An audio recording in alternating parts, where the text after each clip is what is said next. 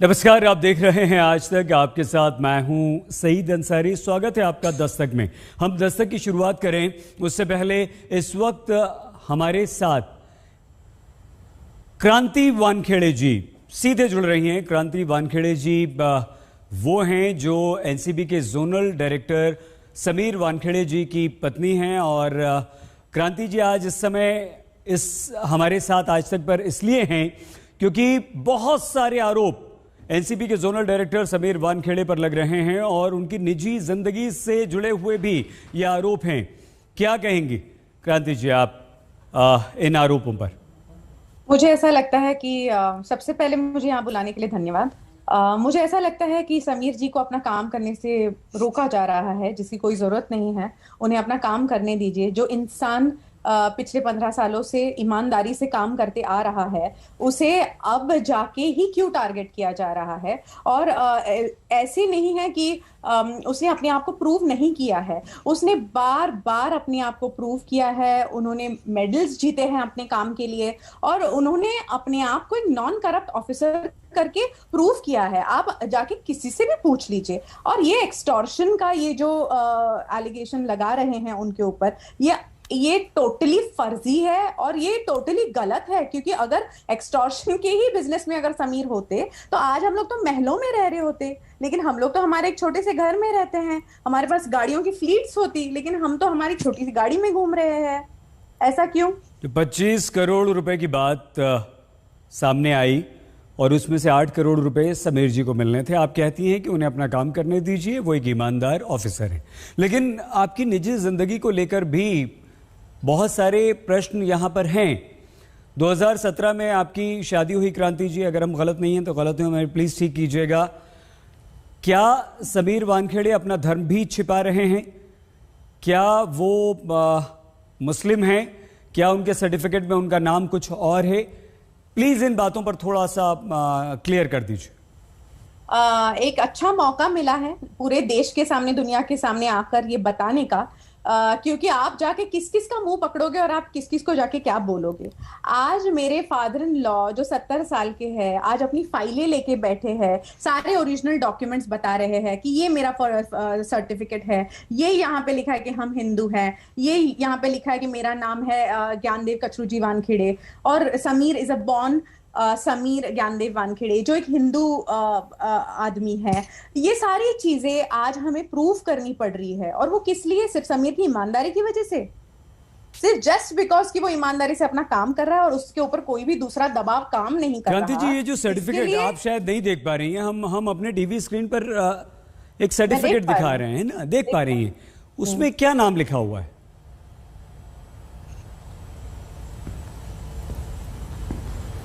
समीर दाऊद वानखेड़े।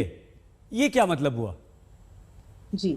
तो ये मुझे पता नहीं इन लोगों ने कैसे प्रोक्योर किया है या कैसे इसको तैयार किया गया है, या इसको किसी ने रात भर बैठ के बनाया है या क्या किया है। I really don't know. इसकी सफाई मेरे फादर इन लॉ भी दे चुके हैं। समीर जी की माता जी का नाम क्या है? वो कौन है, कौन थी, और उनके बारे में कुछ? समीर की जो माता जी हैं जी, वो बेशक मुस्लिम थी और उन्होंने भी अपने रिलीजन को कन्वर्ट किया था शादी के वक्त। वो भी हिंदू बनी थी। उसका भी डॉक्यूमेंट हम लोगों ने प्रेस के सामने बताया हुआ है। तो इस यहाँ पे अभी सवाल कहाँ पैदा होता है कि जस्ट बिकॉज समीर की मम्मी मुस्लिम थी इसके लिए उसको भी मुस्लिम बनाओ, डैडी को भी मुस्लिम बना दो? ये ठीक है, हिंदू मुसलमान कोई फर्क नहीं पड़ता, लेकिन क्योंकि सवाल उठ रहे हैं, क्योंकि क्रांति जी सवाल उठ रहे हैं और आपके पास एक अवसर है तो आपको बताना चाहिए। आपने पिताजी की सारी बात बता दीजिए, आप माता जी के बारे में नहीं बता रही हैं। 2017 में क्या, एक बहुत ही निजी सवाल है, हमें क्षमा कीजिएगा इस बारे में पूछने के लिए, क्या समीर जी की 2017 से पहले भी, आपसे पहले किसी से शादी हो चुकी है? ऑफ कोर्स शादी हुई थी। शबाना कुरैशी उनका नाम है। इधर मुझे इस बात का भी बुरा लग रहा है कि एक औरत की प्राइवेसी को आप ऐसे चौराहे पे लाके रख देते हैं। वो एक मुस्लिम लेडी है, बहुत ही रिस्पेक्टेड डॉक्टर है। आपने ये एक बार भी नहीं सोचा कि क्या वो औरत मूव ऑन कर चुकी है अपने लाइफ में? क्या उसकी कोई पर्सनल रिलेशनशिप या कोई भी पर्सनल लाइफ है नहीं कि उसका फोटो आपने छाप दिया? क्या है अगर वो नहीं चाहती है कि उसकी एक्स लाइफ उसके आंखों के सामने आए? ये नहीं सोचा? बस एक फोटो मिल गया तो डाल दिया। ऐसे ही इनसेंसिटिव आरोप समीर पर लग रहे हैं, इनसेंसिटिव मीडिया पोर्शंस उसके बारे में images and all that portray की जा रही है उसको सिर्फ अपने राह से भटकाने के लिए। And at the same time आपने मुझसे अभी कहा कि आपने ये मदर के बारे में तो छुपा दिया था। मदर के बारे में क्या छुपाना है? क्या आपको 4 दिन पहले की न्यूज पता नहीं है? जब वो कब्रिस्तान जा रहे थे अपनी माँ से रोज मिलने के लिए, उनकी माँ का इंतकाल हो चुका है, तो उनकी माँ को दर्शन लेने के लिए रोज सवेरे वो जाते हैं। तो ये आप तो पूरी जनता को मालूम है कि वो मेरी मदर इन लॉ मुस्लिम है। इसमें क्या छुपाने वाली बात होगी? और क्यों छुपाए? क्यों छुपाए? अगर क्या हिंदू होना गुनाह है? नहीं क्रांति जी, कोई वो एक सेक्युलर फैमिली से आते हैं तो क्या वो गुनाह है? नहीं, ये अच्छी बात है, ये तो हमारे देश की खूबी है क्रांति जी। ये तो यही तो अनेकता में एकता, इसीलिए तो हम कहते हैं। और ये तो बचपन से हमें पढ़ाया लिखाया जाता है, आपको और हमें सबको। लेकिन क्योंकि आप पर प्रश्न उठ रहे हैं, क्योंकि एक बहुत हाई प्रोफाइल केस आपके हस्बैंड जो है वो डील कर रहे हैं और उसके वो हेड हैं, और समीर पर आरोप गोसावी भी लगा रहे हैं। गोसावी ये लगा रहे हैं कि उन्हें 8 करोड़ रुपए मिलने थे। वो वीडियो है, उस पे क्या कहेंगे? गोसावी ने लगाए हैं ये जी, सेल ने लगाए हैं। हाँ, मतलब गोसावी का जो बॉडीगार्ड है उसने लगाए ना। वो अलग इंडिविजुअल है वो, आप इसका उसके ऊपर नहीं थोप सकते। You have to be dead sure about when you are telling me something. So it is not Gosavi. Bodyguard साफ ये कह रहा है, उसका नाम भी समीर है क्रांति जी, कि किरण गोसावी ने समीर वानखेड़े के साथ ये डील की थी। 50 लाख रुपए लेने मैं गया था, 25 करोड़ रुपए मिलने थे, 8 करोड़ रुपए जाने थे समीर वानखेड़े के पास। इसलिए बताइए, सबसे इंपॉर्टेंट चीज ये है कि सारी चीजें उन्होंने कोर्ट में क्यों नहीं रखी? ये मीडिया के सामने आके मीडियाबाजी क्या कर रहे हैं? क्यों नहीं कोर्ट में रखी? ये प्रूफ देते हैं, इलेक्ट्रॉनिक प्रूफ दो या कुछ भी प्रूफ दो या पेपर दो या कोई व्हाट्सएप चैट शेयर करो, कुछ तो शेयर करो कि समीर वानखेड़े के साथ हमारी ये बात हुई है। स्टिंग ऑपरेशन कर लो। नहीं कर सकते। क्यों नहीं कर सकते? क्योंकि वो एक ईमानदार ऑफिसर है। और ये मैं डंके की चोट पे बोलती हूँ कि कोई प्रूफ लाके बता दे मेरे हस्बैंड के बारे में।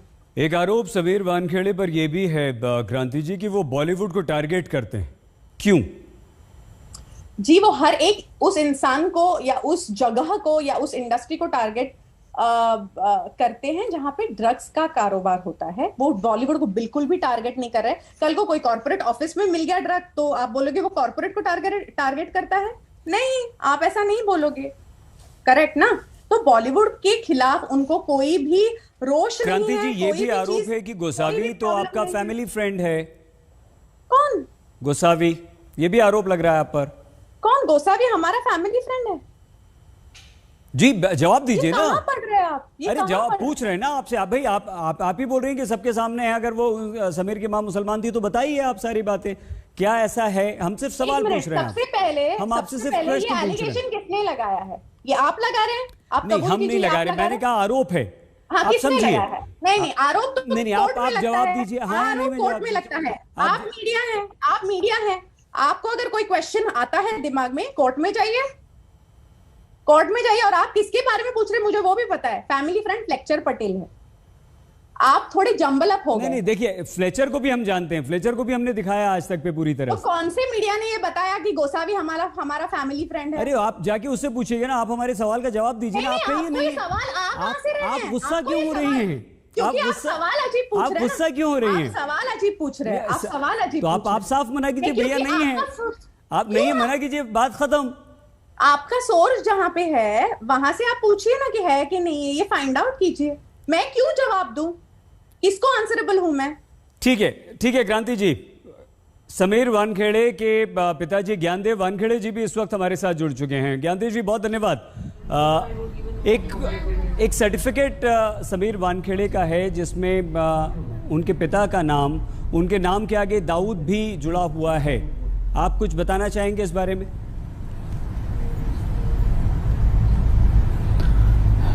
जी, दाऊद तो ये तो पूरा फर्जी लगता है। वो किसने बनाया मालूम नहीं है। उसका डुप्लीकेट ही लगता है मुझे उसका देख के। उसका जो सर्टिफिकेट है वही गलत लगता है मुझे। किसने तो भी छेड़छाड़ी करके उसके साथ बनाया गया है। मेरा जब से मैं पैदा हो मेरा नाम ही मेरे माँ बाप ने ज्ञानदेव वानखेड़े रखा है। ना मैंने कास्ट चेंज किया ना नाम चेंज किया। बचपन से लेके स्कूल के जमाने में, कॉलेज के जमाने में, एनसीसी में सब हम लोगों ने या डिपार्टमेंट में 35 साल काम किया। आज तक किसको दाऊद करके मालूम ही नहीं है नाम। तो ये भाई साहब ने कहां से लेके आया। अभी वो एक किस्म का रावण है, उसको 10 हाथ और 10 सर है। जिसके पास पैसा है उसको रावण बोला जाता है हमारे इसमें। वो कुछ भी कर सकता है, फर्जीवाड़ा कर सकता है, क्योंकि हमेशा उसके मुंह में एक ही वर्ड है, फर्जीवाड़ा फर्जीवाड़ा फर्जीवाड़ा। और पहले से रेडी है वो, आज नहीं 15-20 दिन से रेडी है। समीर वानखेड़े की वर्दी उतारूंगा, उसको जेल में डालूंगा, सर्विस घर में बैठना पड़ेगा। ये क्या भविष्यवाणी करता है? तो ज्ञानदेव जी, ज्ञानदेव जी आपको लग रहा है कि ये सब कुछ जो है, ज्ञानदेव जी आपको लग रहा है या आप ये कह रहे हैं, खुलकर कहिए कि यह सब कुछ नवाब मलिक करवा रहे हैं? ये 100% नवाब मलिक करवा रहे हैं, नहीं तो हमारे से कोई लेना देना नहीं है। 15 साल से अभी तक ना मेरे फैमिली पे, ना मुझ पर, ना मेरे बहू पे, ना बेटी पे, ना बेटे पे कोई इल्जाम नहीं है। मैं 35 साल काम किया हूं, आज तक कोई उंगली नहीं उठाया है।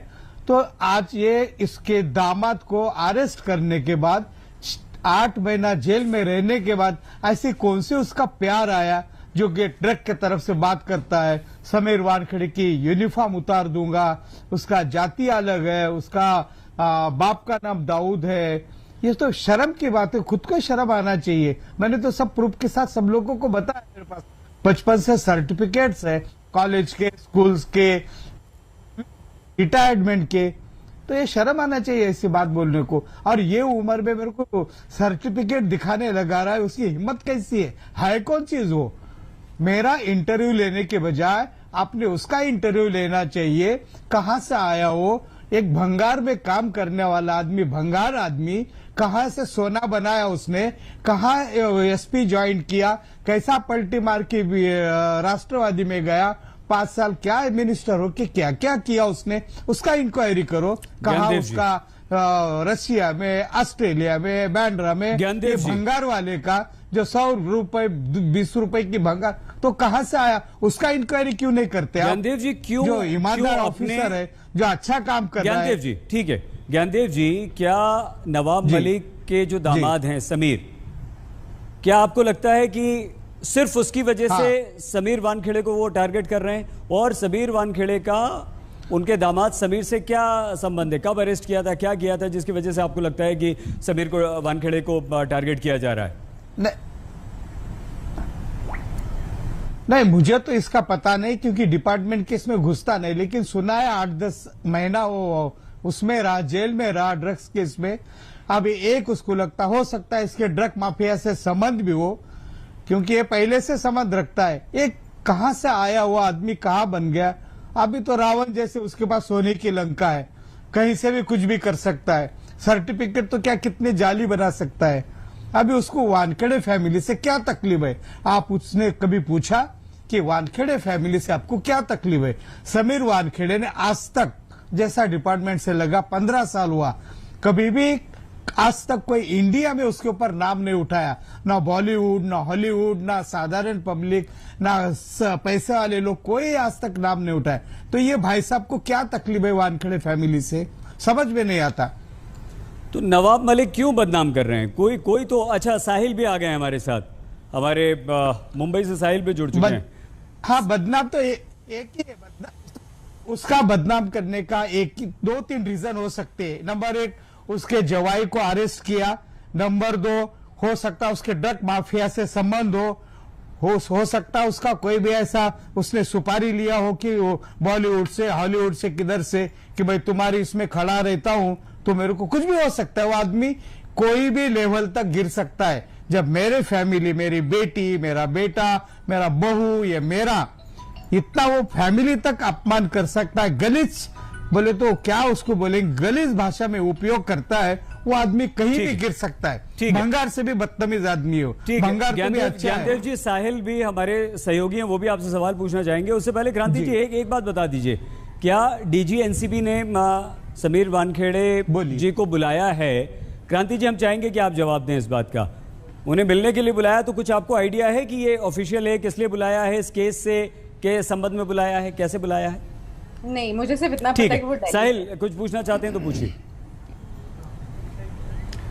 क्रांति, सवाल यह है कि आप खुद फिल्म इंडस्ट्री से जुड़ी हुई है, आपने भी फिल्मों में काम किया हुआ है, और जिस तरीके से film industry versus Sameer Wankhede, जिस तरीके से ये बात निकलकर सामने आ रही है, बार बार ये कहा जा रहा है कि बॉलीवुड में ड्रग्स का बहुत बड़ा कारोबार चलता है और उस पर समीर वानखेड़े कार्रवाई कर रहे हैं। इससे पहले भी हमने देखा था कि बहुत फिल्म पर्सनैलिटीज को बुलाया गया था, पूछताछ के लिए बुलाया गया था, हालांकि उसमें अभी तक चार्जशीट फाइल नहीं हुई है, लेकिन उनको भी वहां पर बुलाया गया था। और इसीलिए यह आरोप किया जा रहा है कि खुद मुख्यमंत्री महाराष्ट्र के, उनका यह आरोप है कि सेलिब्रिटीज को बुला के उनके साथ फोटो खिंचवा के अपना नाम करने की कोशिश की जा रही है। नवाब मलिक अगर हम हटा दें, मुख्यमंत्री उद्धव ठाकरे भी आरोप लगा चुके हैं। आपका क्या कहना है? आप मराठी इंडस्ट्री से जुड़ी हुई है, आपने हिंदी फिल्म इंडस्ट्री में भी काम किया हुआ है, क्या कहना है आपका इस पर? मैं हमारे माननीय मुख्यमंत्री जी की बहुत रिस्पेक्ट करती हूँ। मैं बहुत ज्यादा इज्जत करती हूँ हमारे महाराष्ट्र गवर्नमेंट की। ट्रायल पीरियड है, ये ट्रायल चल रही है, मीडिया ट्रायल भी चल रही है, सब लोग ही सवाल उठा रहे हैं। तो आई एम श्योर एक दिन जब सच बाहर निकलेगा, तब आई एम श्योर हमारे माननीय मुख्यमंत्री भी समीर जी की साइड लेके बोलेंगे। वो बहुत ही इंटेलिजेंट है, बहुत होशियार हैं, और वो बहुत अच्छे आदमी हैं, इसके लिए वो सच का ही साथ देंगे। नंबर 1। नंबर 2 रहा बॉलीवुड का सवाल। समीर ने अप्रोक्सीमेटली अगर 100 केसेस किए हैं तो उसमें से 5% से भी कम शायद बॉलीवुड होगा, but just because media involve होता है इसलिए बॉलीवुड को हाईलाइट किया जाता है। पर जब भी वो गलियों में घुसता है, टाउन साइड में, डोंगरी साइड में, यहाँ वहां, और वहां से इनको चोटें लगती है, कैसी कैसी हालत में आता है, खून निकल रहा है हाथ से, पूरा बॉडी स्क्रैच्ड अप है, पैंट फटी हुई है। मैं पूछती तुम कहाँ से आ रहे हो? तो एक रेड में था, वहां पे ये हुई, नाइजीरियंस के साथ झड़प हो गई है वो।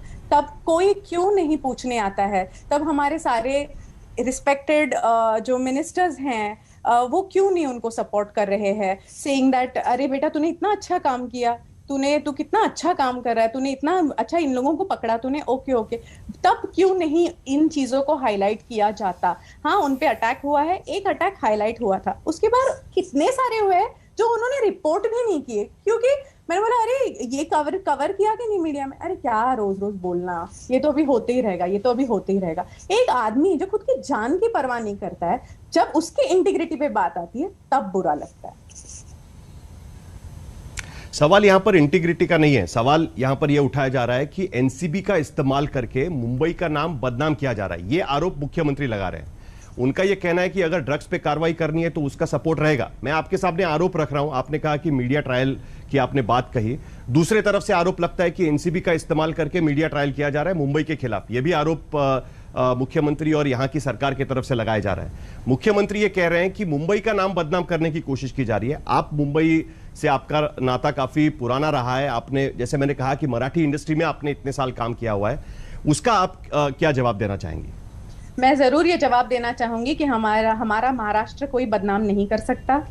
हमारा महाराष्ट्र जिंदाबाद है और हमेशा जिंदाबाद रहेगा, और हमारे महाराष्ट्र को कोई बदनाम नहीं करेगा। लेकिन कभी कभी क्या हो जाता है कि कभी हमको सपोज एक जख्म हो जाती है, तो वो बोलते हैं कि ना ये तुम्हारा ये हिस्सा है ना, निकाल देना पड़ेगा। ड्रग्स वैसी एक जख्म है, हम सिर्फ वो जख्म को साफ कर रहे हैं। हमने कहाँ कुछ बोला? समीर के मुंह से एक बार भी नहीं। He is a proud Maharashtrian, he is a proud Maharashtrian, he is a proud Mumbaikar. And जब भी उसके दिल से मुंबई के लिए कोई बात निकलती है, तब वो दिल से और भर भर के बोलता है। तो सिर्फ इस मंच का thank you for asking this question. ये बहुत अच्छा मंच है ये बोलने के लिए कि हमारा पूरा परिवार महाराष्ट्र से प्राउड है, पूरा परिवार मुंबई से प्राउड है, और हम प्राउड मुंबईकर्स हैं, और कोई हमें इस बात से झुटला नहीं सकता। And I want to tell mister our CM, respected CM Uddhav Thackeray. Of course, yes. So I would like to tell our Mananiya CM also that please show some faith in us. We are with you. हम कहीं नहीं कुछ, और हम लोग बहुत छोटे लोग हैं, बहुत एक छोटा सा परिवार है। मेरे फादर इन लॉ है, सिस्टर इन लॉ है, मैं, समीर और हमारे 2 बच्चे, इतना छोटा परिवार। हम कहाँ किसका क्या बदनाम करने जाएंगे? अरे महाराष्ट्र बहुत बड़ा है और बहुत रिच कल्चर है, उसको कोई बदनाम नहीं कर सकता। आरोप इसलिए लग रहा है क्योंकि थोड़ा सा टेक्निकल, आपने कहा कि कई सारी चीजें कवर नहीं होती है, प्रोटोकॉल्स को लेकर कई सारे सवाल उठ रहे हैं, खास करके जो विटनेसेस यहां पर बुलाए गए उनमें से 3 विटनेसेस में से 2 विटनेसेस, उसमें से एक विटनेस जो है जिसके खिलाफ पुणे में कार्रवाई चल रही है कि वहां से उनको एब्सकॉन्डर घोषित कर दिया गया है। एक विटनेस एनसीबी के ही विटनेस सामने आकर कह रहे हैं कि मुझसे जबरदस्ती सिग्नेचर लिखवाए गए। ये सब आखिरकार इसी केस में क्यों हो रहा है? इससे पहले भी पिछले साल दरअसल उनको खास यहां पर लाया गया था रिया चक्रवर्ती का मामला होने के बाद से। इसके पहले उन्होंने कभी एनसीबी में काम नहीं किया था, लेकिन पहली बार उनको एनसीबी में लाया गया खास इस मकसद से कि वो रिया चक्रवर्ती केस पर काम करे, बॉलीवुड और ड्रग्स के सिंडिकेट पर काम करे, इसके लिए खास उनको यहां पर लाया गया था। अब ये जो आरोप होना शुरू हो गया है, आर्यन खान के केस में ही आरोप क्यों लग रहा है, आपको क्या लगता है? मुझे ऐसा लगता है ये जो आरोप लगा रहे हैं और ये फॉल्स एविडेंस जो क्रिएट कर रहे हैं, इसका जवाब वो लोग ज्यादा अच्छे से दे सकेंगे, क्योंकि सोचने वाली बात है ना, आज के पहले एक भी विटनेस हॉस्टाइल नहीं हुआ, इसी केस में क्यों हुआ इसी केस में? क्या इसके पहले समीर ने सेलिब्रिटीज पकड़े नहीं? फिर उन केसेस में क्यों नहीं हॉस्टाइल हुआ, इसी में क्यों हुआ? और इधर जब हमें दिख रहा है इन ब्रॉड डे लाइट ऐसे एलिगेशंस फैमिली मेंबर्स पे पर्सनली जाके लगाए जा रहे हैं, तब सोचने वाली बात हो जाती है ना। मतलब आपण बोलतो ना, एक शेमड्या पोराला पण कळेल, इन मराठी विषय शेमड्या पोराला पण कळेल की इथे काहीतरी गौड बंगाल। मुझे मराठी समझ में आती है। जी जी जी। नहीं देखिए, ऐसा है जी नहीं, आज सुबह हमने देखा कि कुछ पर्सनल फोटोग्राफ्स पुराने शादी के ट्वीट करने किए गए सोशल मीडिया पर। खुद नवाब मलिक उस कुछ फोटोग्राफ्स ट्वीट करने की कोशिश कर रहे थे और खास करके उनका बर्थ सर्टिफिकेट उन्होंने ट्वीट करने की कोशिश की। ये बहुत पर्सनल अटैक हो रहा है फैमिली पर। समीर वानखेड़े ने उन्होंने अपना एक प्रेस रिलीज भी निकाला। उनका यह कहना है कि फैमिली के खिलाफ डिफेमेशन करने की कोशिश चल रही है, उनके खिलाफ डिफेमेटरी चीजें रखी जा रही है। उस चीज को आप किस तरीके से देखती है, किस तरीके से आप उसका जवाब देना चाहेंगे? साहिल जी, मैं आपको बताना चाहती हूँ कि ये पिछले कुछ दिन बहुत ही ज्यादा हमारे स्ट्रेस में गुजर रहे हैं। जिन जिन चीजों का हमें सामना करना पड़ रहा है, ये मैं आपको बयान भी नहीं कर सकती। हमें थ्रेट्स आते हैं और प्रॉपरली लिखे हुए, जिसके मैंने स्क्रीनशॉट्स निकाल के रखे हैं, that you both should be hang till death, your entire family should be hang till death. ये सारे ऐसे आते हैं थ्रेट्स, और वो किस लिए? क्योंकि एक बंदा ईमानदारी से काम कर रहा है, तो फिर ना ऑनेस्टी से कहीं ना कहीं अपना विश्वास उठना चालू हो जाता है कि भाई इसमें चलती नहीं है क्या ऑनेस्टी, इसमें करप्ट ही रहना पड़ता है, फिर सब सही रहेगा क्या? प्रॉब्लम क्या है भाई? अच्छे से काम करेगी नहीं। बट थैंकफुली मीडिया चैनल्स, आपके जैसे मीडिया चैनल्स हैं, फिर जनता है अराउंड 80%, और मैं बोलना चाहूँ 70 to 80% जनता ऐसी है जो समीर को सपोर्ट करते हैं, जो हर मूवमेंट को उसकी सपोर्ट करते हैं, जो एटलीस्ट सच सामने रखने की कोशिश करते हैं और वन साइडेड न्यूज नहीं देते हैं। तो मैं जरूर आपका भी धन्यवाद करना चाहूंगी। देखिए, दोनों तरफ से खबर रखना हमारा काम है। अगर हमारे पास कोई आरोप करता है इन्वेस्टिगेटिंग एजेंसीज के खिलाफ, मुंबई पुलिस के भी एंटीलिया केस में अगर आपने देखा होगा, तो मुंबई पुलिस के खिलाफ भी जब आरोप लगना शुरू हुआ, वो भी मीडिया ने कवर किया था। तो मीडिया का काम है कि अगर इन्वेस्टिगेटिंग एजेंसीज पे भी कोई सवाल उठा रहा है तो वो सवाल भी रखे, और उस पर अगर कोई जवाब देना चाहता है, दूसरी तरफ की साइड भी हम लोग रखने की कोशिश करते हैं। कई बार उसके वजह से लगता होगा लोगों को कि मीडिया ट्रायल हो रहा है। ज्ञानेश्वर वानखेड़े, जो उनके पिता है समीर वानखेड़े के, उनसे एक सवाल पूछना बहुत जरूरी है, क्योंकि birth certificate, Gyandev Wankhede, sorry, आपसे सवाल पूछना इसलिए जरूरी है क्योंकि आज सुबह एक बर्थ सर्टिफिकेट ट्वीट किया गया। यह दावा किया गया कि उस बर्थ सर्टिफिकेट में जो नाम है वो, और जो कास्ट सर्टिफिकेट पर नाम है वो, उसमें एक फर्क है। उन्होंने स्पेसिफिक आरोप यह लगाया हुआ है कि यह बनावटी सर्टिफिकेट बनाया गया, कास्ट सर्टिफिकेट, वो गलत है। इस तरीके का स्पेसिफिक आरोप लगाने की कोशिश हुई है। आपके तरफ से आप ही अगर दर्शकों को क्लैरिफाई कर दे इन दोनों चीजों के बीच में, तो अच्छा होगा। हम आपकी साइड इसके बारे में जानना चाहते हैं।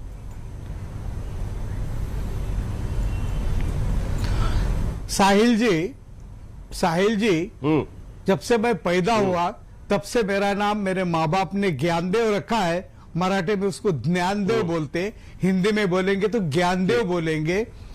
तो बचपन से मेरा वही नाम है। स्कूल से लेके, कॉलेज से लेके, एनसीसी से लेके, डिपार्टमेंट में भर्ती हुआ तब से लेके, रिटायर हुआ तब से लेके मेरा ज्ञानदेव नाम ही है। हर इसमें मेरा PAN card, Aadhaar card, income tax return, passport सब ज्ञानदेव वानखेड़ी है। और ये किसने किया है आपको सब मालूम है। एक ही आदमी कर सकता है, नवाब मलिक। वो वही ऐसा फर्जीवाड़ा उसके हमेशा मुंह में रहता। तो फर्जीवाड़ा बर्थ सर्टिफिकेट झूठा है, जो वो बर्थ सर्टिफिकेट दिखाया गया है कि मैं वो फर्जीवाड़ा। ज्ञानदेव जी, वो बर्थ सर्टिफिकेट झूठा है आपका कहना है, क्या उस पर कोई 100% कानूनी कार्रवाई आप करेंगे? किया हुआ है,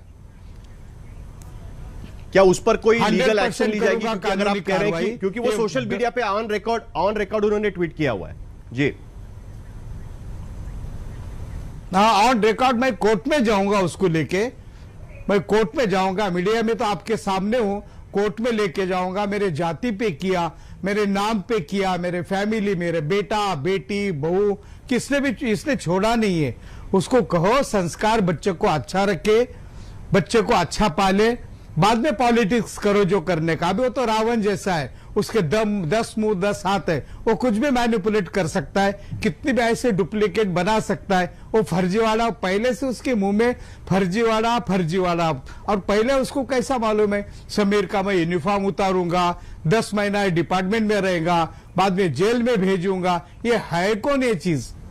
मैं अजित पवार साहब से बहुत रिस्पेक्ट करता हूं कि अपने मंत्री महोदय से काबू में रखे, बहुत मेहरबानी होगी हमारे ऊपर, क्योंकि बहुत ही ज्यादा कुछ एक भंगार वाला बोलने लगा तो एक मुझे अच्छा नहीं लगता। किसकी हिम्मत आज तक मेरे बेटे पे हुई नहीं बोलने वाले की। आज तक 15 साल हुआ ना, मैं 35 साल मैंने काम किया डिपार्टमेंट में, लेकिन आज तक मेरे बेटे के ऊपर, मेरे ऊपर कोई आज तक कोई उंगली नहीं उठाई। अब ये भंगार, खाली मेरी एक ही रिक्वेस्ट है, डीजीपी साहब से रिक्वेस्ट है, सीपी साहब से रिक्वेस्ट है, हमारे अजित दादा से रिक्वेस्ट है, हमारे गृह मंत्री से रिक्वेस्ट है, हमारे माननीय मुख्यमंत्री से रिक्वेस्ट है कि आपके मंत्री को प्लीज मेहरबानी करके, ये कब बंबई में आया, कब भंगार का काम करता था, भंगार के जब काम करता तो इसकी प्रॉपर्टी कितनी थी, किसके नाम पे थी, 5 साल मंत्री रहा, क्या एमएलए रहा, बीएसपी में था, बाद में और दूसरे पार्टी में गया, उसकी प्रॉपर्टी चेक करो। ऑस्ट्रेलिया कहाँ है, रसिया कहाँ है, वो उसको सब मालूम है। आप जरा चेक करो। मेरा एक ईमानदार ऑफिसर जी, आपने होम मिनिस्टर का नाम लिया जी। आपने कहा कि आप दिलीप वळसे पाटिल जो महाराष्ट्र के गृह मंत्री है, उनसे आप दरख्वास्त करना चाहते हैं। अभी गृह मंत्री का स्टेटमेंट आया है जी। जो प्रभाकर साइल जो विटनेस है, उन्होंने जो कल बात करके एक आरोप लगाया कि हफ्ता उगाई की कोशिश की गई और उसके बाद किस तरीके से उनसे जबरदस्ती साइन ली गई। उस मामले में दिलीप वळसे पाटिल ने अभी जो मीडिया को स्टेटमेंट दिया है, उसमें उन्होंने कहा है कि प्रभाकर साइल को पुलिस का प्रोटेक्शन दिया जाएगा। और दूसरी बात उन्होंने कही कि सेंट्रल एजेंसीज का दुरुपयोग किया जा रहा है। नारकोटिक्स कंट्रोल ब्यूरो ये भी एक सेंट्रल एजेंसी है। आप खुद पुलिस में 35 साल रह चुके हैं, आपके ही होम मिनिस्टर कह रहे हैं कि नारकोटिक्स कंट्रोल ब्यूरो या जो सेंट्रल एजेंसीज है उसका दुरुपयोग किया जा रहा है। आप दिलीप वळसे पाटिल साहब को क्या कहना चाहेंगे? साहिल जी, मैं एक रिक्वेस्ट करना चाहता हूं। मैं पुलिस में नहीं था, मैं स्टेट एक्साइज यानी राज्य उत्पादन शुल्क स्टेट एक्साइज में सीनियर इंस्पेक्टर था, पुलिस इंस्पेक्टर। उसके बाद में ये जो आरोप, हाँ एक्साइज में, स्टेट एक्साइज में था, मैं इंस्पेक्टर था। मैं 19 साल बॉम्बे में था, 29 साल बॉम्बे में और 4.5 साल में पुणे में काम किया और पुणे से रिटायर हुआ। 25 साल में मुझे सिर्फ एक बार प्रमोशन मिला और मैं उनको बहुत अच्छी तरह से हमारा आदर करता हूँ। मंत्री महोदय से हमारे बहुत क्लोज जैसे लगते हमको, क्योंकि पुणे और बॉम्बे कितना दूर है। उधर से भी उनका, मैं उनके खुद के गांव में भी मैं एक्साइज में था, उनके आंबे गांव, घोड़े गांव।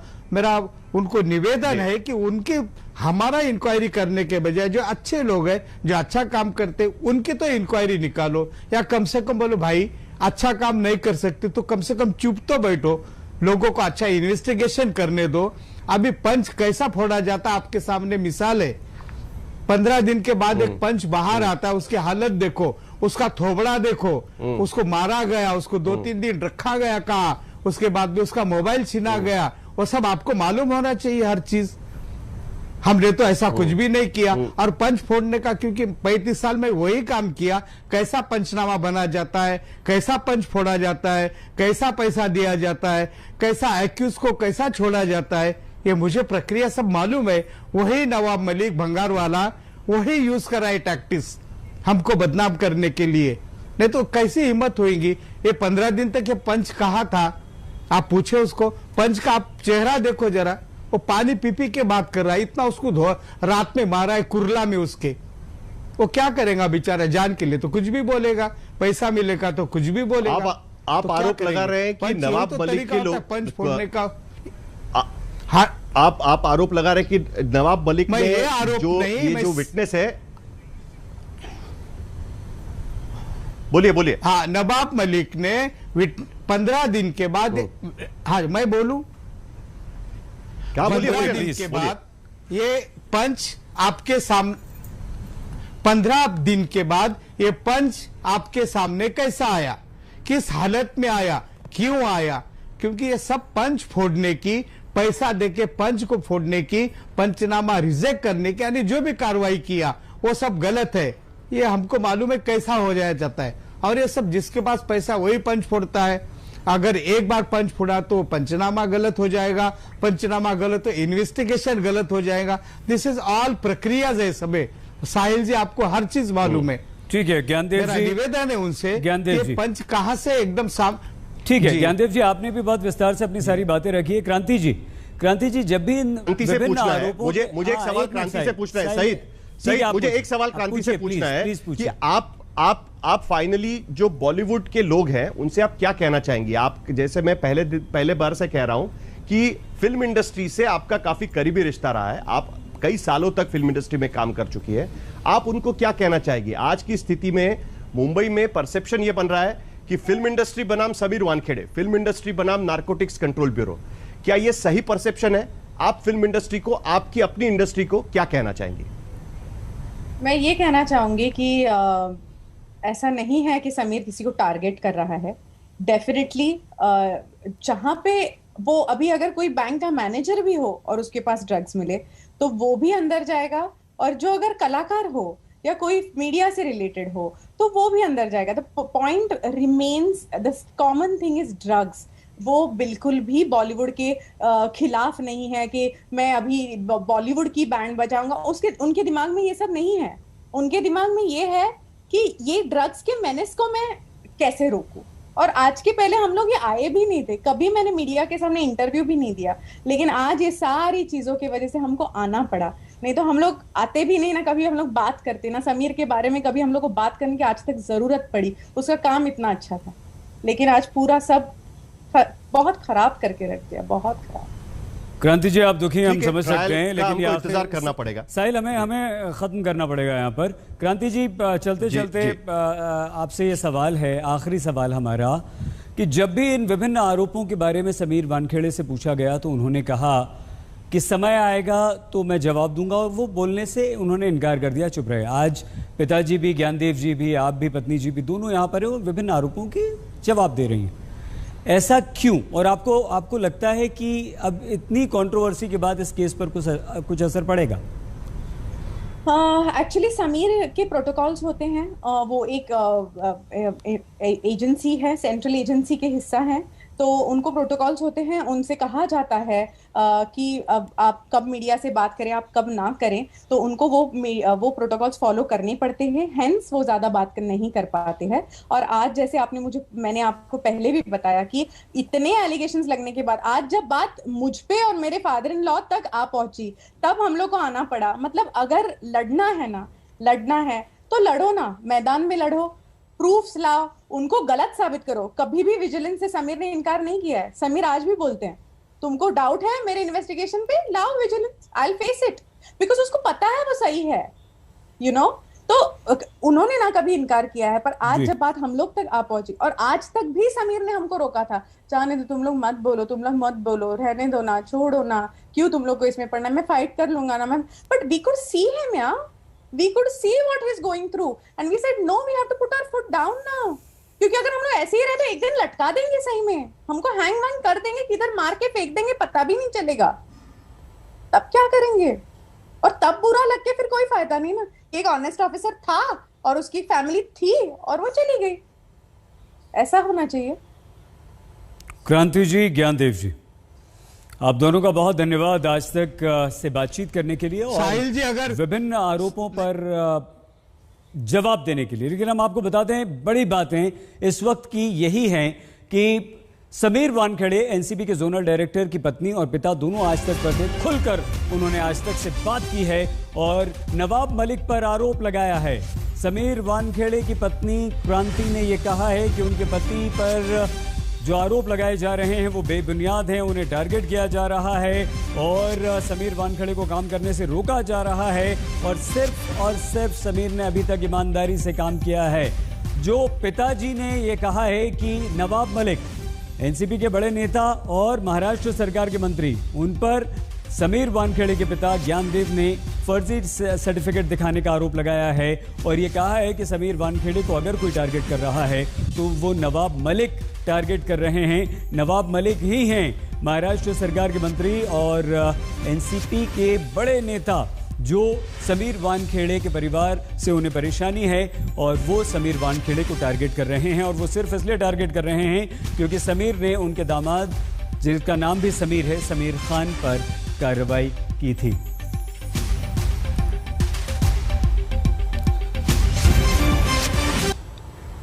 जीत में इस्लाम, क्रिकेट बदनाम। आइए देखते हैं।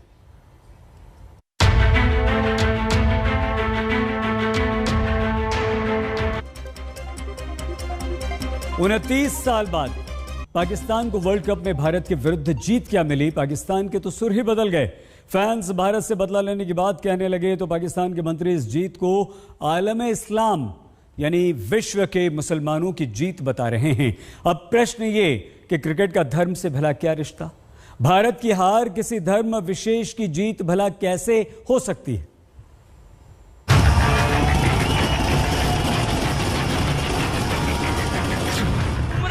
गुमराह कर दिया। तासुरात बस यही है कि मुंह से यही नहीं कर रहा कि कमाल है इनके साथ ऐसा ही होना चाहिए था। जो थप्पड़ इनके मुंह में पड़ा ना, ये सारी जिंदगी इनको याद रहे।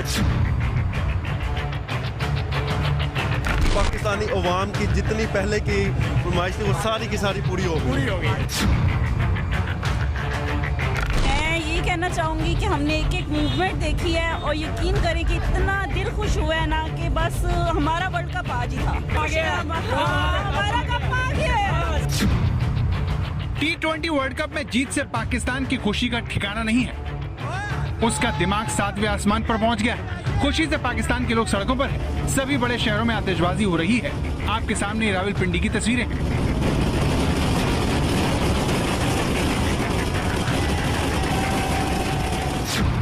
रविवार रात को इस्लामाबाद, कराची, रावलपिंडी और क्वेटा जैसे बड़े शहरों में हजारों की भीड़ सड़कों पर उतरी। इस दौरान बड़ी संख्या में लोगों ने हवाई फायरिंग कर अपनी खुशी का इजहार किया। अकेले कराची में अलग अलग जगहों पर हुई हवाई फायरिंग में 12 लोग जख्मी हो गए, जिसमें सब इंस्पेक्टर भी शामिल है। पाकिस्तान में भारत से मैच देखने के लिए लोगों ने अपनी शादियां तक टाल दी और सभी बड़े शहरों में सड़कें सुनसान रही। ये सब इसीलिए हुआ क्योंकि हारने वाली टीम भारत थी, जिससे पिछली 12 हार के बाद मिली इस जीत को पाकिस्तानियों ने बदला मान लिया। इतनी खुशी है। वज़ीर-ए-आज़म, वज़ीर-ए-आज़म, वज़ीर-ए-आज़म, बाबर आज़म ने जो छक्का मारा, उसका जो बॉल गिरा है वो मुंबई की गलियों में गिरा है। अगला वज़ीर-ए-आज़म बाबर आज़म। भारत से रिश्तों को देखते हुए पाकिस्तान से ऐसी प्रतिक्रिया देखना बिल्कुल भी अजीब नहीं लगता, क्योंकि पाकिस्तान की झोली में वर्ल्ड कप की ये जीत एक अरसे बाद आई है। यहाँ तक तो ठीक था, लेकिन पाकिस्तान के गृह मंत्री ने भारत की हार की जो व्याख्या की वो किसी के भी समझ से परे है। आज सारे आलमे इस्लाम में पाकिस्तान ने अपनी सलाहियतों का लोहा मनाया है। मुझे अफसोस है कि ये पहला हिंदुस्तान पाकिस्तान मैच है जो मैं कौमी जिम्मेदारियों की वजह से ग्राउंड में नहीं खेल सका।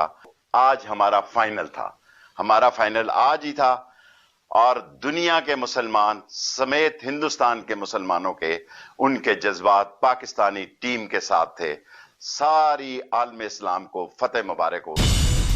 जंग के मैदान में तो पाकिस्तान को आज तक जीत नसीब नहीं हुई। वर्ल्ड कप में भी वो बरसों हारता रहा, लेकिन जैसे ही उसे पहली जीत मिली तो शेख रशीद ने अपना पुराना टेप चलाना शुरू कर दिया। शेख रशीद ऐसे इतराने लगे मानो पाकिस्तान ने कोई जंग फतेह कर ली हो। कोट पहनकर शेख रशीद कैमरे के आगे ऐसे खड़े हो गए कि वो कोई बहुत बड़ा ऐलान करने वाले हों, लेकिन उनका टेप इस्लाम के आगे बढ़ ही नहीं सका। हमारा फाइनल था। हमारा फाइनल आज ही था और दुनिया के मुसलमान समेत हिंदुस्तान के मुसलमानों के उनके जज्बात पाकिस्तानी टीम के साथ थे। सारी आलम इस्लाम को फतेह मुबारक हो। शेख रशीद साहब, आप हिंदुस्तान की चिंता छोड़ दीजिए, अपने मुल्क की चिंता करिए जिसकी तिजोरी खाली है और दुनिया में वो मजाक बन गया है। लेकिन शेख रशीद को इससे क्या, सरकार का रिमोट सेना के हाथ में है और उनके पास सेना के प्रोपेगेंडा को आगे बढ़ाने के अलावा कोई चारा नहीं है। ये आम क्रिकेट नहीं थी, ये क्रिकेट प्लस था, ये मोर देन क्रिकेट था और जिसका इजहार हिंदुस्तान के अंदर उन बैट्समैनों और बॉलरों के घरों में पथराव करके किया है हिंदुस्तान ने। अच्छा किया मैंने दिन को ही कंटेनर हटा दिए थे, वरना जिस तरह आवाम का जोश और जज्बा इस्लामाबाद और रावलपिंडी में था उसकी मिसाल मैंने पहले कभी नहीं देखी।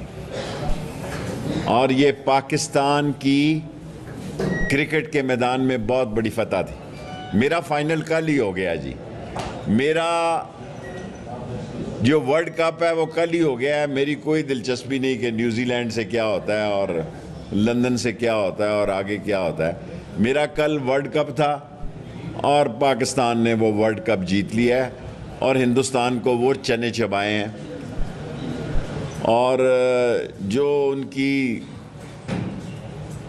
उनके साथ सलूक किया है, जो 10 विकेटों से शिकस्त दी है, ये मेरा ख्याल है 74 सालों में पाकिस्तान को इससे बड़ी फतेह नसीब नहीं हुई। सारी कौम को मुबारक हो। पाकिस्तान में इस तरह का माहौल है मानो उसने सारा कर्ज चुका दिया हो। इमरान खान और सेना में झगड़ा सुलझ गया हो, लेकिन शेख रशीद इमरान से भी आगे हैं और जीत का जश्न मनाने के लिए सरकारी छुट्टी की मांग कर रहे हैं। मेरा बस चलता, मेरे पास इख्तियार नहीं, वरना आज मैं सारी कौम में खुशी के लिए छुट्टी करार दे देता, क्योंकि जितनी बड़ी ये फतेह है वो इसका तकाजा करती थी कि लोग इसको और भरपूर तरीके से जश्न मनाएं। अब शेख रशीद से कोई पूछे कि अगर ऐसा हो भी गया तो पाकिस्तानी जश्न कैसे मनाएंगे, क्योंकि जनता का दम महंगाई ने निकाल दिया है और वो सरकार को ढूंढ रही है। पाकिस्तान में जनता भले ही महंगाई की चक्की में पिस रही हो, लेकिन सरकार की तरफ से इस जख्म को कुरेदा जा रहा है।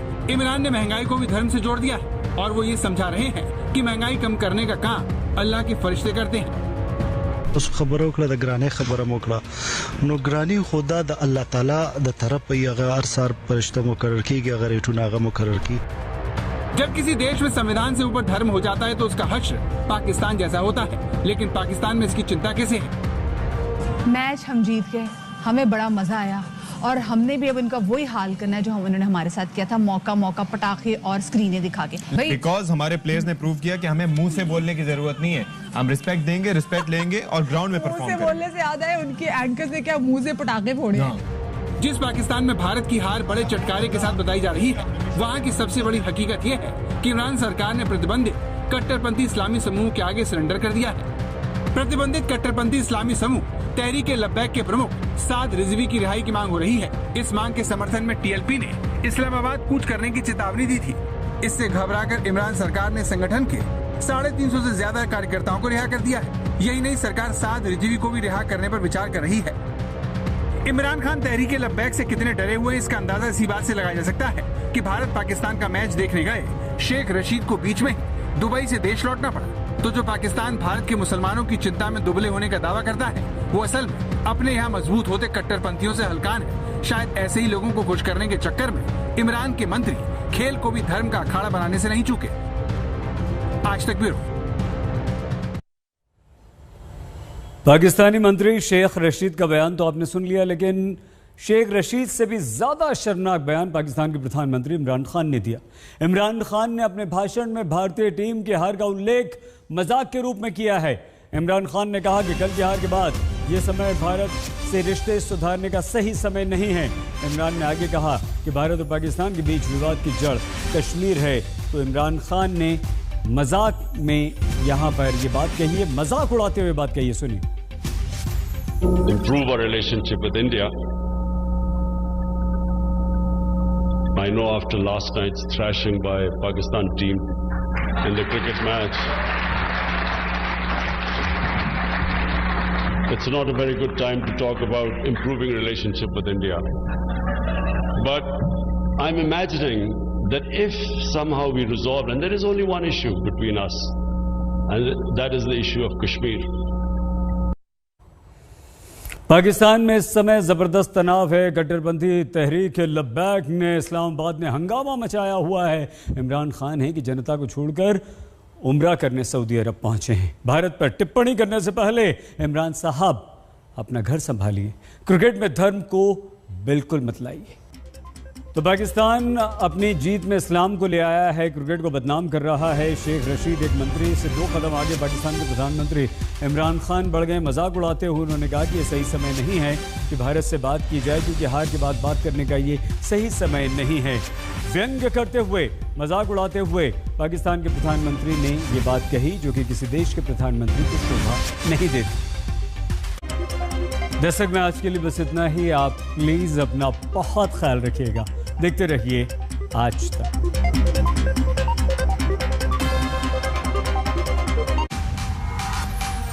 आज तक बेमिसाल 20 साल।